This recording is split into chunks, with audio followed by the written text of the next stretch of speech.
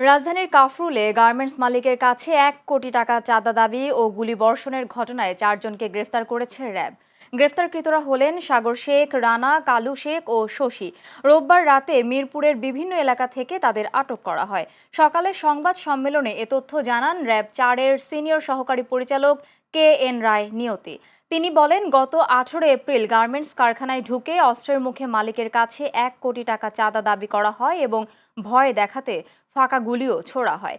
এ সময় দুষ্কৃতিকারীরা অফিস কক্ষ ভাঙচুর করে এবং সিসি ক্যামেরার হার্ড ডিস্ক খুলে নিয়ে যায়।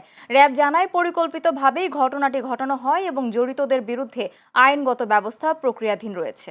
যাদেরকে গ্রেপ্তার করেছি এরা মোটামুটি এই ছোটখাটো চাঁদাবাজি, ছিনতাই এদের সাথে জড়িত এবং এদের বিরুদ্ধে এর আগেও বিভিন্ন থানায় আমরা রাজধানীর বিভিন্ন থানায় আমরা মামলা পেয়েছি আমাদের অপরাধ পর্যালোচনা করে, এবং তাদের রাজনৈতিক পরিচয় আমরা আরো যাচাই বাছাই করতেছি।